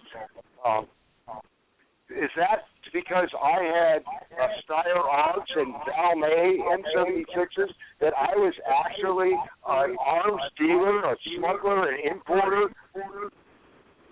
That's ridiculous. Well, you know what? When they're done with the paperwork, you possibly could be every one of those things. Yeah. You know what I'm saying? We're talking about the government here. Yeah, and I saw the Pope. I could be Satan also. Yeah, well. After the news that Becky put out, he is the devil. Well, I just got a video sent to me. I just received it, but I can't listen to it because I'm on my cell phone while I'm on the air. But it said that they referenced him as Jesus, and it's a miracle that he's here in America or whatever. If that's the truth, and in the book of Revelation, it says that he will be, the Antichrist will be ushered in, and the crowd went nuts when he was referenced as Jesus. Yeah. Well, you know, the American So Indians here in California, are pissed off because this guy they canonized yesterday tortured Indians and made them slaves. Made them slaves. Right.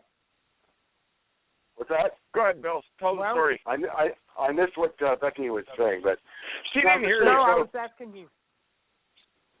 So they canonized this guy and made him a saint yesterday, and the American Indians are up in arms because they conquered the American Indian people, they tortured them, and they turned them into slaves.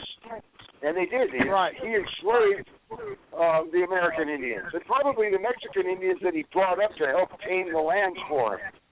That was Knights Templar, though, wasn't it?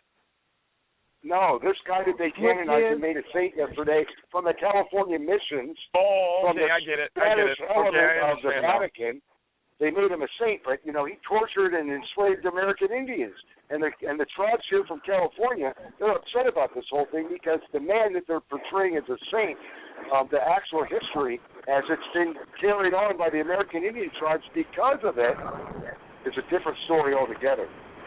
Right. Well, listen. I'm gonna let myself go here. You guys carry on because I have a doctor's appointment and I want to get in there before everybody else does. But like Becky said, tomorrow I will not be around. I'm going on vacation this weekend, and I'm gonna make the most of it and live off the land and have a good time with my family. I'm not even gonna bring my cell phone. I'm leaving my cell phone in my car. Wow. So. Good for you. Okay, but thank you, everybody that joined us today. Thank you, Dave Bray. Thank you, Mary, Bill, Becky, anybody that was listening. Great interview. If you guys didn't hear the beginning of the show, definitely go back into the archive on Blog Talk. The Spreaker version will be available later. So by all means, go ahead and give it a listen. We have a open thing this weekend, Becky. If you want to do a show Friday, I think. Let's see. I think we have a show that's on Saturday. Huh? What was that, Bill? That would be tomorrow, right? Right. Yeah. So I'm saying we have an open date tomorrow. If Becky wants to do a show, Karen, I don't know if she's doing her show on Saturday. So we may have that available, but by all means, I want to thank everybody for listening, and without you, we are nothing. And this is where I say goodbye and you guys carry on. So have a good night, everybody, and we'll talk to you. Be safe. See you, Bobby. Amen. Good night, Bobby. You have a safe vacation, brother. Wow. One hell of a show. It took a wicked twist. I found some information to talk about. I think you're going to want to listen to the archive, Bill. Mary Tyndall came on. We talked about child trafficking, satanic rituals, ties to government, ties to the throne, ties to the Vatican. Actually, this particular pope was found guilty in the ICCLJ in Brussels, which is common law court, with 450 common law justice that serve in that court. Did we have another commander-level Islamic leader released yesterday also? Oh, yeah. Or is that hearsay? No, that's factual. He let somebody go from Guantanamo. He obviously needs him. Well, that there's already people talking about perhaps taking a military tribunal just from these other guys and maybe actually exercising that on Obama. I think everybody's push comes to shove right now. Bobby's talking about how bad things are going to be a year down the road. Well, things might we don't have not just be in that. Well, yeah, I know. I mean, things could be pretty interesting by then. Yeah, we don't have a year. We don't have a year. I posted up a video. I tagged you to it. I don't know if you watched it. I was furious. I mean, I was livid watching these. Is the Texas state legislature pressing or trying to force Obama and the administration not to accept refugees that he's planning? And I know Tennessee was one of the first places that they slated to bring the first additional 10,000. Here's the kicker. This is where I really get upset. And God, I wish I had won. I wish I had been able to give it a good run and won the governorship, because we wouldn't be having this discussion, to be honest. What we've got going on in Texas is we've got an agent to the oligarchy, just like every state does. Every governor, every attorney general. There might be a couple that aren't crooked, but for the most part. Well, yeah, we have an oligarchy that sits over everything, every state, the whole thing. Yeah, and the fact that the truth, if people really want to know the truth, Bill, you know it's the truth, and so do I, but any new listeners that may have jumped on board today, the fact is that your governor of your state has every right to deny the infiltration, the integration. Yeah, but see, the thing is that this is serious enough that we can't allow, no matter what state we're in, we can't allow any other state, period, to bring even one of these enemy refugees over. They've already stopped airing what's happening in all these countries right now. I've talked to a girlfriend of mine about her family who's in Germany. They're saying all of these things are a lie about all these people being happy that they're coming in and welcoming them in. It is hell. It is hell. Yeah. We can't allow the any German of that army to happen here. Well, no, it's already happening here. It's not that we can't allow it. What I'm saying is it's been happening for 33 years. Yeah, well, it's been happening for 33 years. Is what I'm saying. Right now, they're primarily funneling their warriors. We can't allow any state to take one fucking plane full of them. We have to stop it now somehow. What is even scarier is not only are they funding them, not only are they giving them every capability and provision to thrive even better than the American citizen, is that they have now decided that they're going to make it a legal means for them to buy weapons when we know that these bastards are here to kill us. And the SCOTUS. What? They can't do that. The Supreme Court justice. Yeah, but the Supreme Court, that's like Hitler telling France, it just doesn't work. They didn't say that. Well, but it doesn't matter what they say. They're the enemy. No, there's I know, but I understand Becky, that. What I'm saying is that people have to recognize that they don't have the authority to do that. We have to start looking at it like the enemy's attacking us, and that's an attack, and they are the enemy. But Jesus Christ, I mean, you've got an ICE agent that works for the Department of Homeland Security, a black fucking thug that made a video. He got suspended with pay. He made a video calling for the death of whites, pick us off one by one. That's what they're doing, because then it looks like a criminal act and not a genocide or a terrorist war on the whites. And he made a I tagged you to the video. I mean, it just disturbed the shit out of me. And the way the video was today? This morning, 3 black kids. Yeah, I haven't seen anything today. And the way the video opens is 3 black children. The oldest boy was probably 11. The other 2 were probably 7, maybe-ish. And there was about a 3-year-old little girl, 4-year-old little girl playing on her big wheel or tricycle outside. And an adult is videotaping him beating her, and these black kids taking the little girl and beating her, and then laughing about it. And there's an adult videotaping it on a friggin' cell phone. That's how the video opened up. But you Google it, you can't find anything on what happened to him at all, if anything happened. He works for the Department of Homeland Security. They're not arresting these bastards. We're at war. We're running out of time, and I don't think this is going to give us any overage. I'm not sure whether it will or not. I've got 60 seconds on here, Bill, but please call me back. Let's have a personal conversation. Folks, I want to thank you for joining us. I'll come back on at 4 o'clock tomorrow, and I'll try to get Bill to come on and join me. You guys have a wonderful afternoon. I think we both want to vent. You're breaking up, so I'll take it back in now. You hear that demonic shit in the background? Listen to that demonic shit in the background.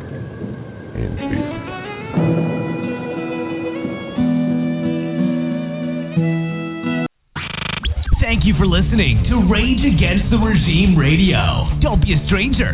Please like our Facebook page and follow us on Twitter @RATR Podcast. And feel free to leave some feedback whenever you listen to us. You can also email us at rageagainsttheregimepodcast@gmail.com.